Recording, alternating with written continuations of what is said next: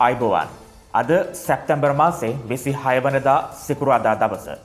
මෙරට ආර්ථිකයේ සිදුවුණා වූ දරුණුතම කඩාවැටීම 2022 වර්ෂයේ සිදුවුණු ආර්ථික විවසනය බලහත්කාරයෙන් ඇතිකිරීමක්ද. ගෑස් පිපිරුණා නෙවෙයි පිපිරෙන්නට සැලසුවද. පැය 18ක විදුලි කප්පාදුව පිටිපස තිබුණේ දේශපාලන අවශ්‍යතාවයක්ද. ඊයේ දවසේදී කෝප් කමිටුවෙන් මතුවුණු කතන්දරත් එක්ක මේ ප්‍රශ්න පිළිබඳව සමාජයේ ප්‍රබල අවධානයක් යොමු විය යුතුමයි. කතා කරමු හැම දෙයක් පිළිබඳවම මේ අරබෙන්නේ කොළඹ ටයිම්ස් පත්තරේ.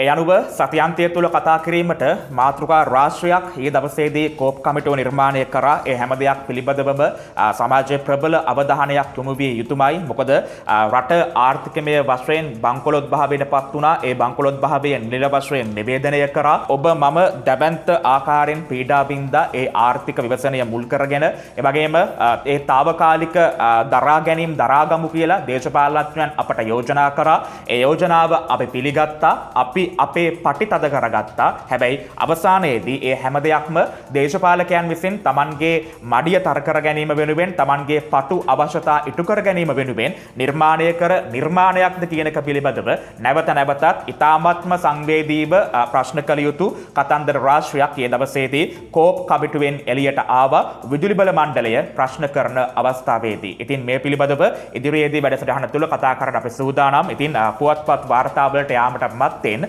මේ දිනවල කැළඹී ඇති කාලගුණය පිළිබඳව ඔබ දැනුවත් කරන එක වඩා වටිනවා කියලා අප විශ්වාස කරනවා. ඒ අනුව අද උදෑසන නිකුත් කරලද නවතම කාලගුණ විද්‍යා නිවේදනයට අනුව අද දවසේදී උතුරු මැද නැගෙනහිර සහ ඌව පළාත්වල සවස් කාලයේ ගිගුරුම් සහිත වැසි ඇතිවීමට නියමිතයි. ඒ වගේම තමයි බස්නාහිර වයඹ සබරගමු පළාත්වලත් නුවර එළිය මහනුවර ගාල්ල සහ මාතර දිස්ත්‍රික්කවලත් අද දවසේදී මිලිමීටර් 100 ඉක්ම වූ තද වැසි ඇතිවීමට නියමිත බව තමයි කාලගුණ විද්‍යා දෙපාර්තමේන්තුව ප්‍රකාශ කරන්නේ. ඒ වගේම තමයි తాවකාලික තද සුළං ඇති වෙන්නට පුළුවන් සහ ගිගුරුම් සහිත වැසි ඇතිවන අවස්ථාවලදී සිදුවන අකුණු මගෙන් සිදුවිය හැකි අනතුරු වළක්වා ගැනීම වෙනුවෙන් අවශ්‍ය පීවර ගන්නා හැටියටත් කාලගුණ විද්‍යා දෙපාර්තමේන්තුව ඔබට දැනුම් දී තිබෙනවා. ඒ වගේම තමයි මේ අයහපත් කාලගුණ තත්ත්වයක් සමගින් දිස්ත්‍රික්ක කිහිපයකට මේ වෙනකොට දෙවන මට්ටම යටතේ නායයම් අනතුරු ඇගවීමේ නිවේදන නිකුත් කර තිබෙනවා. ඒ අනුව කළුතර මාතර දිස්ත්‍රික්ක සඳහා නායෑමේ පූර්ව අනතුරු ඇගවීමේ නිවේදන නිකුත් කරන්නට තමයි මේ වෙද්දී කටයුතු කර තිබෙන්නේ. ඒ වගේම ගාල්ල සහ රත්නපුර දිස්ත්‍රික්ක සඳහා පළමු මට්ටමේ නායෑම් අනතුරු ඇගවීමේ නිවේදන නිකුත් කර ඇති බව තමයි ජාතික ගොඩනැගිලි පරීක්ෂණ සංවිධානය සඳහන් කර තිබෙන්නේ. ඒ නිසා ඔබට ආරාධනා කරනවා මේ කාලගුණ තත්ත්වයක් එක්ක ඔබේ ජීවිතය ආරක්ෂා කර ගැනීම වෙනුවෙන් කටයුතු සම්පාදනය කළ යුත්තේ කොහොමද කියලා ඔබ දන්නවා. ඒ නිසා ඒ අවශ්‍ය කටයුතු වහවහ සම්පාදනය කරගන්න. මොකද දැනම ප්‍රශ්න ලං කරගන්න ඕනේ නැති නිසා. ඉතින් මේ කාලගුණ වාර්තාවන් පිළිබඳව සහ ඔබේ අවධානය යොමු විය යුතු කාරණා පිළිබඳව නිරන්තරයෙන්ම කොළඹ ටයිම්ස් සරහා අපට ලද විගස ඔබව දැනුවත් කරන්නට අප සූදානම්. ඉතින් මේ හැම තොරතුරක් පිළිබඳවම නිවැරදිව යාවත් කාලින වන්නට වගකීම් සහගතව යාවත් කාලින වන්නට අප ඔබට ආරාධනා කරනවා රැඳෙන්න කොළඹ ටයිම්ස් සමගින්. එතනින් පස්සේ මේ අපි යන්නේ දවසේ පුවත්පත් අතරට මම විශ්වාස කරනවා අනිවාර්යෙන්ම මුළු ලෝකයේම පොඩ්ඩක් සංවේදී භාවයට පත් කරන ප්‍රවෘත්තියක් තමයි ඒක. ඒ දවසේදී කුරුණෑගල මැල්සිරිපුර නා උයන ආරණ්‍ය සේනාසනය කේන්ද්‍ර කරගනිමින් ඒ වාර්තා වුණා වූ සිදුවීම පෙරේදා දවසේ රාත්‍රියේදී තමයි මේ ඉතාමත්ම අවාසනාවන්ත ඛේදවාචකය සිදුවන්නේ. ඒ උදෑසන වන විට ඒ අමිහිරි වාර්තාව ඔබ වෙත ගෙන එන්නට අපට සිදු වුණා. ඒ පිළිබඳව දවසේදී පුවත්පත් සියල්ලම වගේ තමාගේ ප්‍රධාන අවධානය යොමු කර තිබෙනවා මේ දැවැන්ත ඛේදවාචකය සම්බන්ධයෙන්. මව්බිම ප්‍රධාන වාර්තාව වෙතටයි මේ අපගේ අවධානය. කේබල් එක කැඩුණු ඩක්කුව වේගයෙන් කන්ද පහලට ආවා. අනතුරෙන් බේරුණු හිමි නමක් කියයි කියලා මව්බිම වාර්තා කර තිබෙනවා. අපවත් වූ විදේශ භික්ෂුන් වහන්සේලාගේ ආදාහන කටයුතු මෙරටදී නා උයන සෙනසුනේ බවුන් වැඩු යතිවරු 7 නමක් අපවත් වෙති. තුවාල වුණු 6 නමක් කුරුණෑගල රෝහලේ කියලයි අද දවසේ මව්බිම වාර්තා කර තිබෙන්නේ. මැල්සිරිපුර පිහිටි නා උයන ආරණ්‍ය සේනාසනයේ භික්ෂුන් වහන්සේ කඳු මුදුනේ පිහිටි සිය කුටි කරා වැඩම කරමින් සිටි කේබල් මගින් ක්‍රියා කරන ඩක්කුව හදිස්සියේ අනතුරු ලක්වීමෙන් විදේශ භික්ෂුන් වහන්සේලා 3 නමක් ඇතුළු 7 නමක් අපවත් වූ අතර 6 නමක් තුවාල ලැබුවා කියලා වාර්තා කර තිබෙනවා. පෙරේදා පස්වරුවේ මෙම ස්වාමීන් වහන්සේ ආරණ්‍ය සේනාසනයේ පුදබිමේ පැමිණ සිය වත්පිළිවෙත් සහ පුද පූජා හමාර කිරීමෙන් පසුව රාත්‍රී 8:30ට පමණ යලි සිය භාවනා කුටි වෙත වැඩම කරවීමට 13 නමක් ඩක්කුවට ගොඩ වී තිබෙනවා.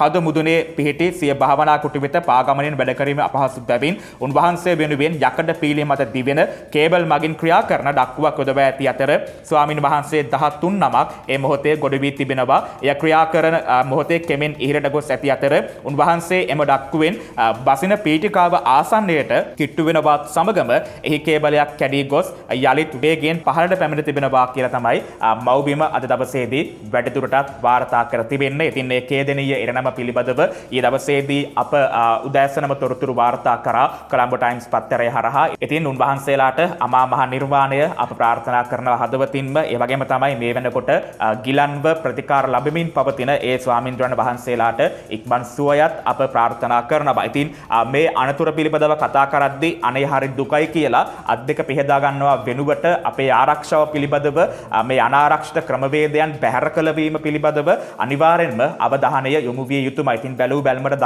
අපිට මේ දර්ශනවලදී පේන්න තියෙනවා ඉතාමත්ම අනාරක්ෂිත ගමනක් තමයි උන්වහන්සේලා යෙදමින් පවතින්නේ. ඉතින් ඒ වැඩමවීම අනිවාර්යෙන්ම ඉතාම අනාරක්ෂිතයි. ඉතින් ඒ අනාරක්ෂිත භාවය ආරක්ෂිත භාවයට පත් කිරීම පිළිබඳව අමාත්‍යාංශය තියෙනවා, සංස්කෘතික අරමුදල් තියෙනවා. ඉතින් මේ පිළිබඳ අවධානය යොමු විය යුතුමයි. ඉතින් අප ඊ දවසේ කිව්වා වගේම මේ බෞද්ධ දර්ශනය සොයා යන්නන්ට නාව්‍යන ආරණ්‍ය සේනාසනය කියන්නේ ඉතාමත් කදිම කේන්ද්‍රස්ථානයක් තෝතැන්නක්. ඉතින් ඒ නිසාම මේ සමාජයට වැඩිය පේන්න එන්නේ නැතුව උන්වහන්සේලාගේ භාවනා වැඩ කටයුතු වල පමණක්ම නිරත වී සිටින උන්වහන්සේලාගේ ඒ අපවත් වීම අප විශ්වාස කරනවා සමස්ත බෞද්ධයන්ටම දැවැන්ත ආකාරයෙන් කේදනීය මතකයක් ඉතුරු කරපු දෙයක්. ඒ නිසා අප මේ හරහා අවධානය යොමු කරන්න ඕනේ මේ අනාරක්ෂිත ක්‍රමවේදයන් වලින් හැකිතාක් බැහැර වෙලා ආරක්ෂිත ක්‍රමවේදයන් අනුගමනය කිරීම පිළිබඳව. ඉතින් ඒ වාර්තාවත් එක්කම අද දවසේදී පුවත්පත් අනාවරණය කර තිබෙනවා. ඊයේ දවසේදී අනුරාධපුර තලාව මාර්ගයේ සිදු වුණා වූ අනතුරු පිළිබඳව. ඉතින් මෙතෙන්ටම අදාළ නිසා අප ඒකත් මේත් එක්කම කියන්නම්. ඉතින් ඊයේ දවසේදී ඒ සිදු වුණු අනතුරෙන් 4 දෙනෙක් පමණ ජීවිතක්ෂයට පත් වෙනවා. හේතුව රියදුරාට නින්ද යාම. ප්‍රතිවිරුද්ධ දෙසින් පැමිණි ලොරි රථයක ආදාළ වෑන් රථය ගැටීම හරහා තමයි මේ අනතුර සිද්ධ වන්නේ. ඉතින් මේ අනතුර හරහා 4 දෙනෙක් ජීවිතක්ෂයට පත් වෙනවා. ඉතින් රියදුරාට අධික වෙහෙසක් දැනීම තමයි මේ අනතුරට හේතු විදිහට පොලිසිය දැන්ට වාර්තා කරන්නේ. ඉතින් ශ්‍රී ලංකාවේ වාර්තා වන අනතුරු වලට ප්‍රධානම හේතුවක් තමයි මේ රියදුරාගේ තෙහෙට්ටුව. ඔබට මතක නම් පහුගිය දවස්වල ඇල්ල ප්‍රදේශයේ සිදු වුණා වූ ඒ 16 දෙනෙක්ට ජීවිත අහිමි කර දැවැන්ත මාරක අනතුරට හේතුවටපත් උනේ රියදුරගේ වෙහෙස මහන්සි. ඒ වගේම එතෙන්ටත් තව අවශේෂ කරුණු කාරණා රාශියක් එකතු වුණා. මේ හැම දෙයක් එක්කම රියදුරන් නිසි පරිදි විවේක ගැනීම, ඒ ගුණාත්මක භාවයේ රථ වාහන භාවිත කිරීම මේ හැම දෙයකම ඔබේ මගේ අවධානය යොමු විය යුතුමයි. ඉතින් ජීවිතක්ෂයට පත් වුණු ඒ සියලු දෙනාටමත් අප ප්‍රාර්ථනා කරන ඒ සැනසීම ඔවුන්ට ලැබේවා කියලා ප්‍රාර්ථනා කරනවා. ඇරෙන්නට අපට ඔවුන් වෙනුවෙන් කරන්නට දෙයක් නැහැ. නමුත් අනාගතයේදී සමාජයේ අවධානය මේ පිළිබඳ යොමු විය යුතුමයි. ඔබ හොඳින් මතක තබා ගන්න පොලිසිය සඳහන් කරන ආකාරයෙන් මෙරට රියරන්තුරු වලට ප්‍රධානම හේතුවක් තමයි රියදුරාගේ අධික තෙහෙට්ටුව, අධික වේගය, ඒ වගේම අනාරක්ෂිත ආකාරයෙන් රිය පැදවීම සහ මත්පැන් භාවිතය. ඒ නිසා මෙන්න මේ කරුණු 4 පිළිබඳව ඔබ අවධානය යොමු කරන්න. මාර්ග දහවනය කරද්දී දැන් මේ අදාළ ලොරි රථ රියදුරා මේ වෙද්දී අධිකරණ ඉදිරිපත් කළ රක්ෂිත බන්ධනාගාරගත කර තිබෙනවා. ඉතින් අර මිනිස්යාගේ වැරද්ද නිසා තවත් මිනිස්සෙට හිරේ ලගින්නත් සිද්ධ වෙලා තිබෙනවා. කොහොම හරි අවසානයේදී මේක තමයි අනාරක්ෂිත භාවයන් හරහා සිදුවන්නා වූ ඉරණම. ඉතින් මේ පිළිබඳව ඔබේ අවධානය යොමු කරන ගමන්ම අපි අවධානය යොමු කරනවා ඊළඟට දිනමින පුවත්පතේ ප්‍රධාන සිරස්තලය වෙතට. ඊ දවසේදී තවත් වාර්තා වන ප්‍රවෘත්තියක් ජනාධිපති අනුර කුමාර දේශනායක මහතා ප්‍රථම වතාවට 9 වන විධායක ජනාධිපතිවරයා වශයෙන් ඊ දවසේදී එක්සත් ජාතීන්ගේ මහා මණ්ඩල 80 වෙනි සැසිවාරය ආමන්ත්‍රණය කරා. ඒ පිළිබඳ වාර්තාවක් අප පුටා ගන්නවා. දිනමින ප්‍රධාන වාර්තාවයි මේ. රටේ ජනතාවට සතුටින් පිරුණු පොහොසත් ජීවිතයක් ලබා දීම මාගේ සිහිනයයි. ලෝකේ සෑම මෙහෙයවීම් අගලක්ම සාමය ජනාවාස බවට පත් කරමු. දූෂණයට එරෙහි සටන සෑම රටකම සංස්කෘතියේ කොටසක් විය යුතුයි. එක්සත් ජාතීන්ගේ මහා මණ්ඩලයේ 80 වෙනි සැසියේදී ජනාධිපති අනුර කියයි කියලා දිනමින වාර්තා කර තිබෙනවා. මතු පරපුරට සුරක්ෂිත ලෝකයක් බිහි කිරීමට හදවතට එකගව අප කැපවෙමු යයි ජනාධිපති අනුර කුමාර දිසානායක මහතා එක්සත් ජාතීන්ගේ මහා මණ්ඩල 80 වෙනි සැසිවාරයේ ආමන්ත්‍රණය කරමින් ලෝකනායකයන්ට ඇරයුම් කර තිබෙනවා. එහිදී අප යා යුත්තේ එකිනෙකා පරයා ගමනක් වෙනුවට එකිනෙකා අත්වල පැදගත් ගමනක් බවද ජනාධිපතිවරයා මෙහිදී ප්‍රකාශ කර තිබෙනවා කියලා තමයි දිනමින වාර්තා කර තිබෙන්නේ. ඉතින් ඊයේ දවසේ සඳහන් කරා වගේම ජනාධිපතිතුමා ඉතාමත් ප්‍රබල කතාවක් කරා. ඉතින් කතාවේ මේ වෙනකොට අඩු වැඩි වශයෙන් ඒ කතා කරපු ස්වරය පිළිබඳව, කතා කරපු භාෂාව පිළිබඳව, කතා කරපු ආකාරය පිළිබඳව සංසන්දනාත්මකව පක්ෂව සහ විපක්ෂව කරුණු ඉදිරිපත් වෙමින් පවතිනවා. ඉතින් ඒ පිළිබඳව අපි අවධානය යොමු කරන්න යන්නේ නැහැ. ඉතින් ඒක තේරුම් ගන්න එක ඒ අයගේ නැනපැමණින් තේරුම් ගත යුතු කාරණාවක්. කොහොම වුණත් ඒ කතාවේ අභ්‍යන්තරය පිළිබඳව සොයා බලන එක වාර්තා කරන අපේ වගකීමක්. අපි ඒක කරන්නම්. ඊයේ දවසේදී ජනාධිපති අනුර කුමාර දිසානායක මහතා ඒ කරපු කතාව අතරවාරයේදී අවධාරණය යොමු කළ යුතු ප්‍රධාන කරුණු කිහිපයක් තමයි දූෂණ වංචා කියලා කියන්නේ. ඒ අනුව ලස්සන කතාවක් කිව්වා. දූෂණයට එරෙහිව කරන සටන භයානකයි. හැබැයි එම සටන නොකර හිටියොත් එහෙම ඇතිවන ඉරණම ඊටත් වඩා භයානකයි කියලා ඉතාමත්ම විශේෂයි මේ ප්‍රකාශය. ඒ වගේම අධ්‍යාපනයට කරන ආයෝජන පිළිබඳ, සෞඛ්‍යයට කරන ආයෝජන පිළිබඳ, විශේෂයෙන්ම මත්ද්‍රව්‍ය තුරන් කිරීම සහ දැනටමත් මත්ද්‍රව්‍ය කෙරෙහි ඇබ්බැහි වී ඇති පිරිස්ව නැවත වතාවක් පුනරුත්ථාපනය කිරීම පිළිබඳව ඉතාමත් පැහැදිලි අනාවරණයන් කිහිපයක් කරා. ඒ වගේම තමයි ඉතිහාසයේ වැදගත් ප්‍රකාශයක් පලස්තීන රාජ්‍යයක් ලෙස පිළිගැනීම. ඔබ දන්නවා මෙවර සැසිවාරයේ ප්‍රධානම කේන්ද්‍රස්ථානයක් තමයි මේ ගාසා තීරයේ යුද්ධය සහ පලස්තීනයේ දේශයක් විදිහට පිළිගන්නවද නැද්ද කියන කාරණාව. ඒ අනුව ලංකාව අනාදිමත් කාලයක් තිස්සේ දරපු මතය ඒ ආකාරයෙන්ම දරන බවට ජනාධිපතිතුමාත් ප්‍රකාශ කරා අදාළ දේශනය තුළදී. ඒ අනුව පලස්තීනයේ රාජ්‍යයක් වශයෙන් පිළිගැනීම සිදු කරන බවට, ශ්‍රී ලංකාව පිළිගැනීම සිදු කරන බවට ජනාධිපතිවරයා ඊයේ දවසේදී ප්‍රකාශ කරා. සහ මේ යුද්ධය අවසන් කරලීම වෙනුවෙන් 30 වසරක අපේ අත්දැකීමත් එක්ක ජනාධිපතිතුමා ඊයේ දවසේදී ප්‍රකාශයක් නිකුත් කරා. ඉතින් ඒ පිළිබඳව අප ඔබට දැනුවත් කරනවා. එක්සත් ජාතීන්ගේ 80 වෙනි මහා මානව සැසිවාරයේ ඒ ආකාරයෙන් ජනාධිපති අනුර කුමාර දිසානායක මහතා ඊයේ දවසේදී ආමන්ත්‍රණය කරා. එතනින් පස්සේ අපි යනවා දිනමිනේම අතුරු සිරස් තලයකට ලංකා විදුලි බල මණ්ඩලය. මම අර වැඩසටහන පටන් ගනිද්දී කියපු කතන්දර ටික ඔක්කොම ආවේ ලංකා විදුලි බල මණ්ඩලය ඊයේ දවසේදී කෝප් කමිටුවට කැඳවූ අවස්ථාවේදී ඔවුන්ගේ කෙරුවාවල් පිළිබඳව ලංකාවේ විදුලි බල මණ්ඩලයේ පැටිකිරිය පිළිබඳව හරි ලස්සනට ඊයේ දවසේදී කෝප් කමිටුවේ එළියට ආවා. අවාසනාවට කාරණාව තමයි, දුකට කාරණාව තමයි ජනතා බද මුදල් රාශියක් වියපැහැදම් වන්නා වූ ඉංජිනේරුවරුන්ගේ වැරදි ඉංජිනේරු කියන්නේ hina වෙවි. මෙන්න මේකයි ලංකාවට අත්තුණු ඉරණම. ඒ අතරවාරයේදී ඒ අදාළ වාර්තා පිළිබඳව තවමත් පුවත්පත් වාර්තා කර නැහැ. බොහෝ විට සති අන්තයේදී ඒ පිළිබඳ තොරතුරු ඔබට දැනගන්න හැකියාව ලැබේවි. අපි ආරාධනා කරනවා සති අන්තයේ කොළඹ ටයිම්ස් පත්තරයේ සමග රැඳෙන්නටයි කියලා. ඒ අතරවාරයේදී ලංකා විදුලි බල මණ්ඩලය අකුරට වැඩ කිරීමේ වෘත්තීය ක්‍රියාමාර්ගයත් ඔන්න අවසන් කරනවලු. ඊයේ කිව්වා වගේම සිංහනාද දාපු කට්ටිය දැන් පොඩ්ඩක් කෙඳිරිගාමින් පවතිනවා. ලංකා විදුලි බල මණ්ඩල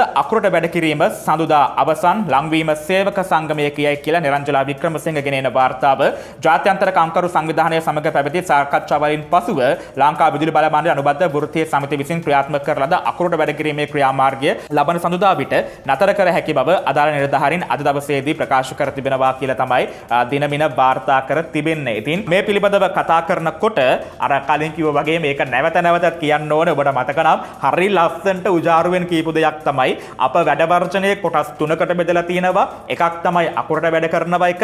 ඊට පස්සේ අප ලෙඩ නිවාඩු වාර්තා කරනවා. දවස් දෙකක් ලෙඩ නිවාඩු දැම්මා. ඊට පස්සේ කියපු දේ තමයි රජය එකක වන්නේ නැතිනම් අඛණ්ඩ වැඩ වර්ජනයකට යනවයි කියන එක. මේ විදුලි බල මණ්ඩලය ප්‍රතිවිහිවගත කිරීම කියන කාරණාව සම්බන්ධයෙන්. ඉතින් අපි එදාම කියපු දෙයක් තමයි මේ ප්‍රතිවිහිවගත කිරීමට, ඒ කියන්නේ මේ ආයතන හතරකට බෙදලා ප්‍රතිවිහිවගත කරන කිරීමට ලංවීම සේවකයන් කැමති නැත්නම් මොකක්ද මේ ලබන දැවැන්ත අලාභයට ඔවුන් අරන් එන ප්‍රශස්ත විසඳුම? ඔවුන් එහෙම දෙයක් කියන්නේත් නැතුව මේකට කැමති නෑ කිය වෘත්තීය ක්‍රියාමාර්ග ගන්න එක සදාචාර සම්පන්න නැහැ කියන එක එදා ඉඳන් අපිත් කිව්වා, රජයත් ඒක කිව්වා. ඒ අනුව ඔන්න ලංකා විදුලි බල මණ්ඩල තමන්ගේ වෘත්තීය ක්‍රියාමාර්ගය හකුලාගෙන තිබෙනවා කියන එක තමයි වාර්තා කරන්න තියෙන්නේ. ඔබට මතක නම් පසුගිය මාස 6ක කාල සීමාව තුළදී කෝටි ගාණක් ලංකා විදුලි බල මණ්ඩලයේ පාඩු ලැබුවා. ඊයේ දවසේදී කෝප් කමිටුව අනාවරණය වෙනවා 2013 වර්ෂයේ සිට 2024 වර්ෂය දක්වා ලංකා විදුලි බල මණ්ඩලය වසර 10ක වගේ කාල සීමාවක් තුළදී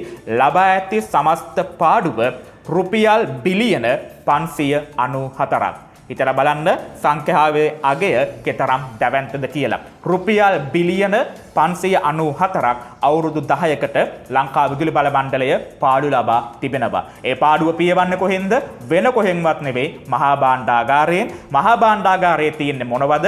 ඔබ මම හරි හම්බ කරලා මේ රජයට ගෙවපු බදු මුදල්. ඒ හින්දා රුපියල් බිලියන 594ක දැවැන්ත පාඩුවක් එක්ක යන ලංකා විදුලි බල මණ්ඩල සේවකයෝ තමයි අකුරට වැඩ වර්ජනය කරනවා කියලා වෘත්තීය ක්‍රියාමාර්ග ප්‍රකාශයට පත් කර තිබෙනවා. ඉතින් හිනාවිය යුත්තේ කොහෙන්ද කියන එක පිළිබඳව ප්‍රශ්නාර්ථයක් මතුවෙනවා. ඒ නිසා ඔවුන්ගේ සේවය පිළිබඳව ඔවුන් සෑහීමකට පත් වෙනවා නම් ගරු මහත්තුරුනි රුපියල් බිලියන 594ක ලාභයක් ඔබ ආයතනය ලබාවිද? මෙන්න මේක හදවතට පොඩ්ඩක් තට්ටු කරලා ඔබම අහලා බලන්න. ලංකා විදුලි බල මණ්ඩලයේ අවුරුදු 10කට රුපියල් බිලියන 594ක් පාඩුයි. ඒක නෙවෙයි රහම කතාව. ඊයේ දවසේදී කෝප් කමිටුවෙන් එළියට ආපු විදිහට ලයිට් කැපීම පිළිබඳව ඔබට මතක නම් උසස් පෙළ දරුවන් දැවැන්ත අපහසුතාවයකට මුහුණ දුන්නා. සාමාන්‍ය පෙළ දරුවනුත් එහෙමයි. මෙරට ඉතිහාසයේ වැඩිම වේලාවක් විදුලිය විසන්ධි කරපු වේලාව. පැය 18ක් විතර විදුලිය විසන්ධි කරා 2022 ආර්ථික අර්බුදයත් එක්ක. ඊයේ දවසේදී කෝප් කමිටුවේ ගරු සභාපතිතුමා වෛද්‍ය නිශාන්ත සමරවීර මහතා ඉතාමත් පැහැදිලිව එතුමා ප්‍රකාශයක් කරනවා මේක පිටිපස්සේ තිබ්බේ දේශපාලන අවශ්‍යතාවයක් කියලා. ඒ අනුව රටේ සමස්ත අනාගතය තීරණය කරන විශ්වවිද්‍යාල ප්‍රවේශය ලබා ගන්නවද නැද්ද කියලා තීන්දුව කරන, ඒ වගේම රටේ ශ්‍රම බලකාය නිර්මාණය කරන, තමා යා යුතු මාර්ගය තීරණය කරන උසස් පෙළ විභාගයට රටේ සුවහසක් දරුවන් මුහුණ දෙනකොට දේශපාලන අවශ්‍යතාව වෙනුවෙන් පැය 18ක් ලංකා විදුලි බල මණ්ඩලය රට අඳුරු කරාද? හැමදෙනාගේම අවධානය අනිවාර්යෙන්ම මේ පිළිබඳ යොමු විය යුතුමයි. මේක ඇත්තක් නම් ලංකා විදුලි බල මණ්ඩලයට කරන්න ඕනේ මොකක්ද කියන එක පිළිබඳවත් හිතාගන්න පොඩ්ඩක් අමාරුයි. හැබැයි වෛද්‍යතුමා මේ කිව්වේ බොරුවක් නම් අන්න ඒකත් ජාතික ජනබලවේගයේ account එකට බොහොම දරුණුවට වැටෙයි. ඒ නිසා ඒ පිළිබඳ කතා කරන්න තීන්දුව අනාගතයට බාර කරමින් කියපු දේවල් ටික කියන්නම්.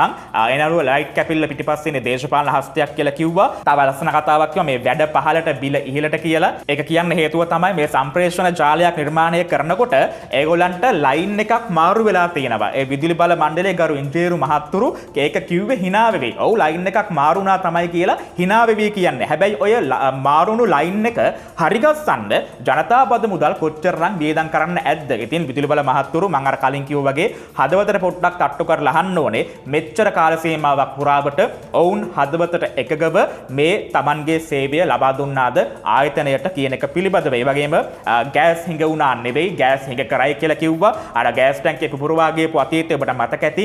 ඒකත් දේශපාලන රංගනයක් විදිහට තමයි කෝප් කමිටු සභාපතිතුමා කිව්වේ. ඒ වගේම රටේ හොරකම් කරලා රුපියල් නැති වෙනකොට ජනතාවගේ සාක්කුවේ තියෙන රුපියල් ටික උදුරලා ගන්න බඩු මිල වැඩි කිරීම වෙනුවෙන් ආර්ථික විවසනයක් කෘත්‍රිමව බලහත්කාරයෙන් නිර්මාණය කරා කියන චෝදනාව ඊයේ දවසේදී කෝප් කමිටුවෙන් එළියට ආවා. ඉතින් මේවා ඇත්තද නැත්තද කියන එක වෙනම තැනක තියෙන කතාවක්. හැබැයි මේවා ඇත්ත නම් මේ පිළිබඳව සමාජයේ ඇස් අරගෙන බලන්න ඕන කියලා තමයි අප යෝජනා කරන්නේ. ඉතින් මේ පිළිබඳව වාර්තා අනිවාර්යෙන්ම ඉදිරියේදී ඕනාවටත් වැඩි ඒවි. එතනින් පස්සේ කාලයකට පස්සේ ඔන්න නැවත වතාවක් කෙහෙලිය රඹුක්වැල්ල කියන නාමය ඉස්සරහින් එන තවත් වංචාවක් ගැන කියනවා. ඉතින් පහුගිය දින කිහිපය පුරා වගේම අදත් සුපුරුදු විදිහට කෙහෙලිය රඹුක්වැල්ලගේ ඉස්සරහින් කියන්න තියෙන්නේ වංචාවක් දූෂණයක්ම තමයි. අදත් බලමු කෙහෙලියගේ වංචාව මොකක්ද කියලා. කෙහෙලියගේ ලක්ෂ 2 දුරකථන බිල කෙවන්න ඉල්ලුවේ ඇමතිගේ ලේකම් මුද්‍රණ සංස්ථාවේ හිටපු කළමනාකරු කියයි කියලා මව්බිම වාර්තා කර තිබෙනවා. තමගේ අතුරු සිරස් තලයක් තුල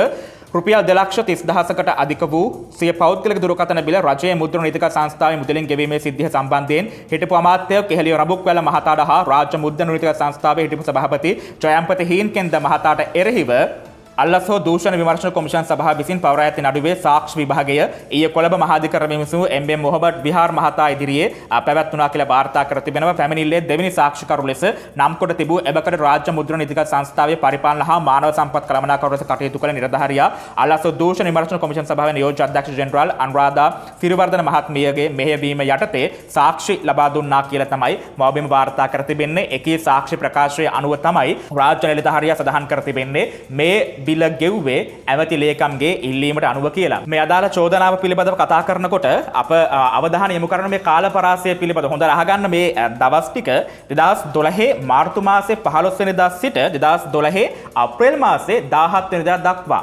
මාසයයි දවස් දෙකයි. 2012 මාර්තු මාසේ 15 වෙනිදා සිට 2012 4 වෙනි මාසේ 17 වෙනිදා දක්වා මේ කාල සීමාව තුලදී කෙහෙලිය රඹුක්වැල්ලගේ දුරකථන ගාස්තු ලැබිලා තියෙනවා 2,37,999ක්. රුපියල් 2,37,999ක්. මාස එක මාසයයි දවස් දෙකක් තුලදී 2,37,000ක් වෙනකන් කාට කතා කරාද කියන එක තමයි කෙහෙලිය රඹුක්වැල්ලගෙන් අහන්න තියෙන එකම ප්‍රශ්නේ. මොකද මෙච්චර දැවැන්ත මුදලක් යනකන් කාට කතා කරාද මේක තමයි තියෙන එකම ප්‍රශ්නේ. කොහොම හරි මේ පිළිබඳව කතා කරනකොට රාජ්‍ය නිලධාරීන්ගේ ක්‍රියාකලාපය පිළිබඳවත් කතා කරන්න ඕනේ. මොකද රාජ්‍ය නිලධාරීන් කටයුතු කර යුත්තේ අමාත්‍යාංශ ලේකම්වරයා කියන ආකාරයට නෙවෙයි. ඊටමත් පැහැදිලි ආයතන සංග්‍රහයක් පවතිනවා. ඒ වගේම රාජ්‍ය නිලධාරීන් ක්‍රියා කළ යුතු ආකාරය පිළිබඳව පැහැදිලි චක්‍රලේඛන පවතිනවා. එතකොට මේ චක්‍රලේඛන වලින් පරිබාහිරව ඇමතිතුමා කිව්වා කියලා ලක්ෂ දෙකක් තමන් සාක්කුවෙන් වේදම් කරනවා වගේ ජනතා බදු මුදල් වේදම් කරන්නට රාජ්‍ය නිලධාරීන්ට හැකියාව තිබෙනවාද කියන එක පිළිබඳවත් මෙතනදී අප කතා කරන්න ඕනේ. හැබැයි මේ ඔක්කොම ප්‍රශ්න වලට වැඩිය එන ලොකුම ප්‍රශ්නය තමයි ගරු කෙහෙලිය රඹුක්වැල්ල ඇමතිතුමා එවකට හිටියේ ජනමාධ්‍ය ඇමති විදිහට 2012 3 මාසේ 15 වෙනිදා සිට 2012ම 4 වෙනි මාසේ 17 වෙනිදා දක්වා රුපියල් 2,37,999ක දුරකථන අරගෙන තියෙනවා. කාටද එතුමා ඔච්චර කතා කළේ? ඉතින් වැඩසටහන අවසන් කිරීමටපත් වෙන අප සූදානම් යන්නට මව්බිම MD වීරරත්නගේ මරසිපාල කාටුනයට. හේතුව තමයි මේ කතාව අමතක කරන්න දෙන්නෙම නැහැ. ඔබලා මතකනම් වත්කම් බැරකම් ප්‍රකාශ තවදුරටත් සමාජයේ ප්‍රබල කතාවක් නිර්මාණය කරමින් පවතිනවා.